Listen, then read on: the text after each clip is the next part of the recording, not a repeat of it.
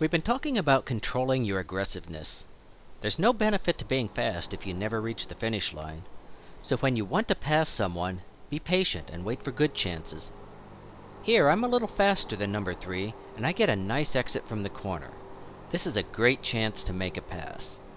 But just as I pull out to overtake him, I see the brown car crash up ahead, and he's spinning around on the apron. What rotten luck, because now I have to make a decision. If I continue with this pass, there's a strong chance that Brown is going to spin back onto the track right in front of me. So as much as I hate to do it, I give up on the pass and slow up so that I can respond to whichever direction Brown is going. In this case, he doesn't come back on track, and staying with the pass would have worked. So I missed this chance, but it's still the right call. Is one position early in the race worth risking a crash? No, it's not. Not if you're hoping to move beyond the rookie series. Be smart and think about what's likely to happen if you make a move. In the end, you'll be rewarded for it. And sometimes you'll be rewarded right away. So here we're near the end of the race, and the two cars ahead of me are slowing each other up, and now I catch them. Coming into turn 1 on the last lap, Blue slows down early, and I have a chance to get alongside him into the corner and maybe make a pass. If it was just him and me, I'd stay with it and try to pull it off. But Red is there too, and to make this move, I'd have to go up the middle 3 wide. That's just nuts. There's almost no chance if I try that I'll come out the other side pointed in the right direction. So I back out, and not a moment too soon. Red comes down hard, hits Blue, and they both spin. Where would I be if I tried to make the pass? Not where I am now, which is down on the apron, gaining 2 positions on the last lap. You have chosen wisely. Oh, thank you.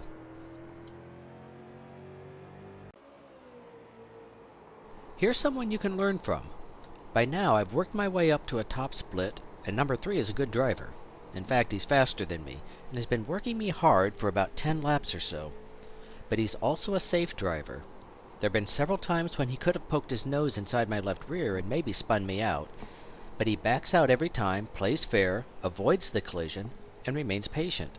And he finally gets his chance when I make a mistake and miss the apex. Because he has his car under control, not trying to dive wildly underneath me, he's ready and can take advantage of my mistake right away and complete a safe pass. Because I could see that he was safe and respectful, I raced him a little harder than I did most guys in the rookie series. Does that put him at a disadvantage? Well, consider this. Number 3 is now Class A on the roadside with an I rating over 4,000. So no, being patient doesn't seem to have made him a loser. Compare him to this guy who can't wait for a fair chance to pass me and just hits me instead. Where is he now?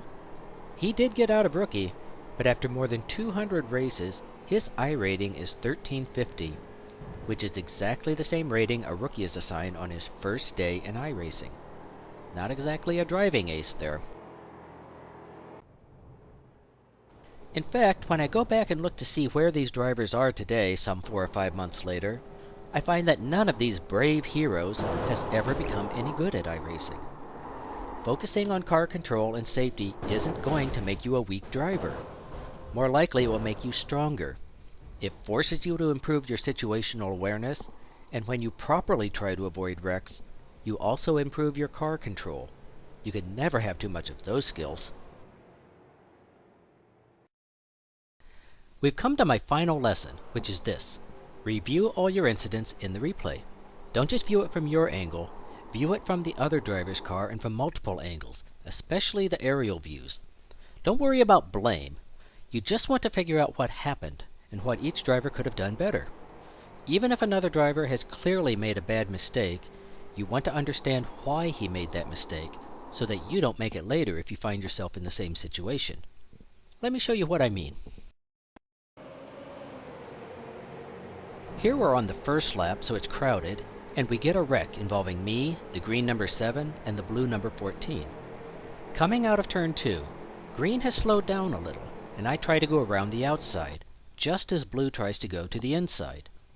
Green shies away from blue and makes contact with me, and then it gets bad. Whose fault is this? Wait, let's not even ask that. Instead, let's look at it from each driver's perspective and ask, what should I do next time if I'm in that situation?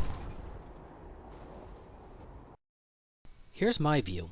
I have a run on number 7, and I don't mind staying behind him until things sort out, but I also don't want to lose momentum in the corner while I have a pack of cars on my tail.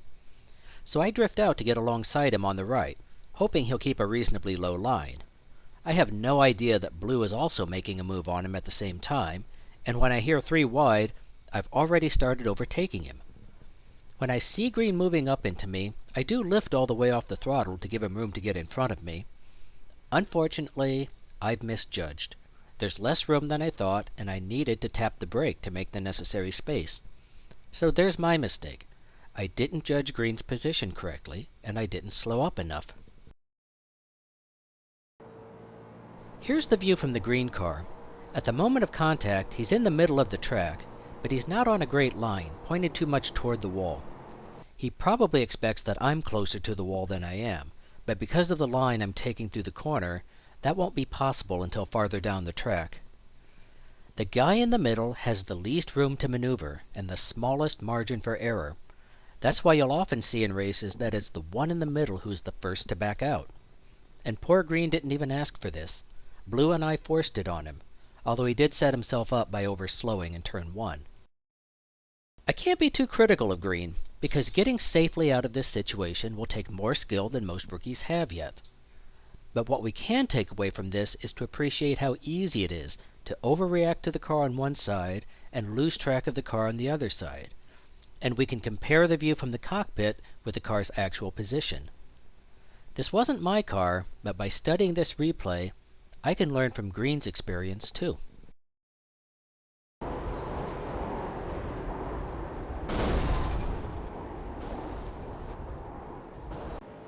Finally, let's look at blue's view.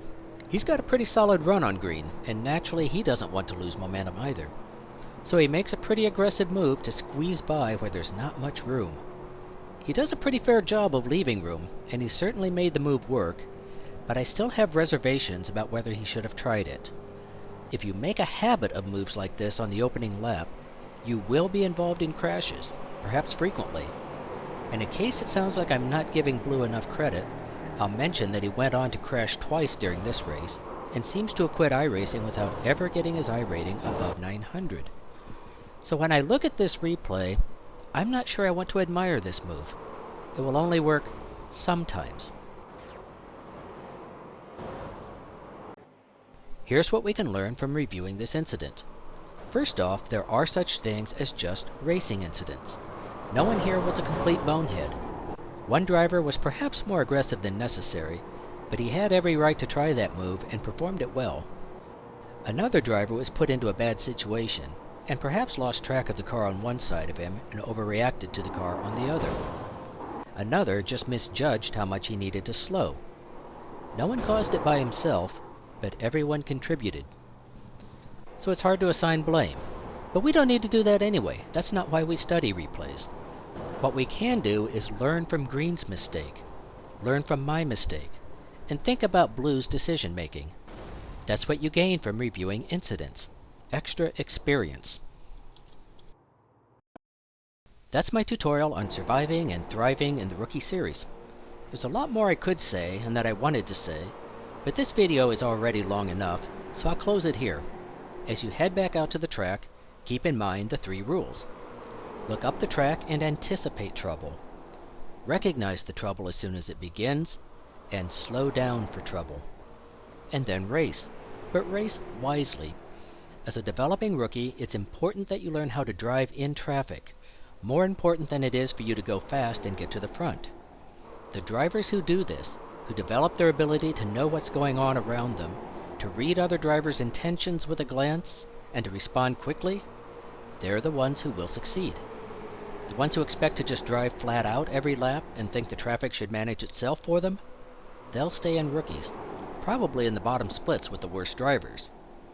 Most of them will insist that they deserve better than that, and they'll be wrong. I've drawn all of these examples from the Street Stock series, but I promise you, The same approach works in the Rookie Road series too. That's where I first learned these skills, and I find they work on both road and oval equally well. So practice, be patient, and above all, be willing to think of yourself as a rookie, not the Hall of Fame veteran. Approach each race as a chance to learn and gain experience, and your skills and confidence will grow, and you'll have more fun. Thank you for your time, and now I believe I'll head back out to the track myself.